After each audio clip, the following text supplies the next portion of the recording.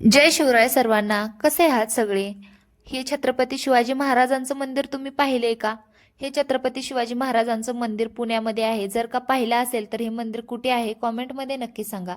आम्ही दोघे छत्रपती शिवाजी महाराजांच्या मंदिरामध्ये गेलो होतो. म्हटलं दर्शन घ्यावं आणि आत गेल्याच्या नंतर ही मोठी अशी महादेवाची पिंड होती आणि तिथे दर्शन घेतलं. तिथे दर्शन घेऊन बाहेर आल्याच्या नंतर हे नंदी महाराज पण आहेत पिंडीच्या समोर. तिथे दर्शन घेऊन साईडला छत्रपती शिवाजी महाराजांची दिव्य अशी मोठीच्या मोठी मूर्ती आहे आणि बाहेर खूप सारी गर्दी आहे. खूप सारं ट्रॅफिक असतं, गाड्या असतात, खूप सारा कलकलाट असतो. पण माहिती नाही, इथे गेल्याच्या नंतर एक मनाला वेगळीच ऊर्जा भेटते, मन शांत असतं तिथे गेल्याच्या नंतर. मला तर खूप छान फील झालं तिथं. अशी एक पॉझिटिव्हिटी आली होती.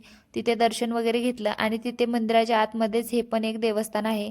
तिथे दर्शन घेऊन ना मला पुढे जायचं होतं. तुळशी बागेमध्ये मला शॉपिंग करायची होती थोडीफार, म्हणून मग तुळशी बागेमध्ये गेलो आणि गेल्याच्या नंतर काही घेणं तर दूरच, पण इकडे तिकडे काय घ्यायचं हे बघण्यामध्येच खूप वेळ झाला आणि हे बघण्याच्या नादामध्येच माझ्या भरपूर सारी गर्दी पण वाढली. परत दिवस पण मावळला होता आणि मग मला शॉपिंग पण करायची होती व थोडीफार शॉपिंग वगैरे करून घेतली आणि परत शॉपिंग करून घेणं कमी पण फिरणं जास्त झालं. त्यामुळे शॉपिंग करून खूप थकवा आला होता आणि भूक पण लागली होती. पण सरकार बोलले परत चाय टोस्ट खाऊ. परत चाय टोस्ट वगैरे खाल्ला आम्ही दोघांनी आणि ना परत येते आमच्या गाडीच्या समोर ना ही रिक्षा होती आणि त्या रिक्षाच्या पाठीमागे इतकं छान वाक्य लिहिलं होतं ना, मग वाचून मनाला खूप छान वाटलं. कुठलाही नवस न करता पावणारा देव म्हणजे वडील. खरं आहे, आपल्या वडिलासारखं ना आपल्याला कोणच जपू शकत नाही. आणि परत घरी आल्याच्या नंतर ना मला जामून बनवायचे होते, जे की मिक्स जामून माझ्याकडे होते 2 पॉकेट, त्यातलं एक पॅकेट बनवावं म्हटलं आणि मग सरकार पण बोलले बनव. घरी आल्याच्या नंतर खूप उशीर झाला होता पण म्हटलं बनवून घ्यावं आणि इकडे जामून बनवण्यासाठी घेतले मी आणि जामून बनवून घेऊन ना तळाय सोडले. खरंच खूप भीत मी जामून तळून घेत होते, कारण मी 1-1.5 वर्षापूर्वी जामून बनवले होते.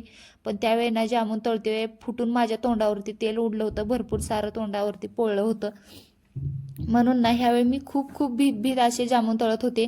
पण म्हणतात ना काहीतरी असो, काय फुटलं नाही, काही नाही, चांगलं असे झाले. एकही जामून फुटलेलं नाही. मग सगळे जामून तळून घेतले. इकडे पाक बनवून घेतला होता मी आणि पाकामध्ये जामून सोडून मी 20 ते 25 मिनटं जामून ठेवले होते आणि 20-25 मिनटानंतरच तुम्ही बघू शकता किती छान जामूननी पाक पिलेला आहे. सगळं पाक हे जामूनमध्ये मुरले आणि मी जास्त पाक बनवला नव्हता.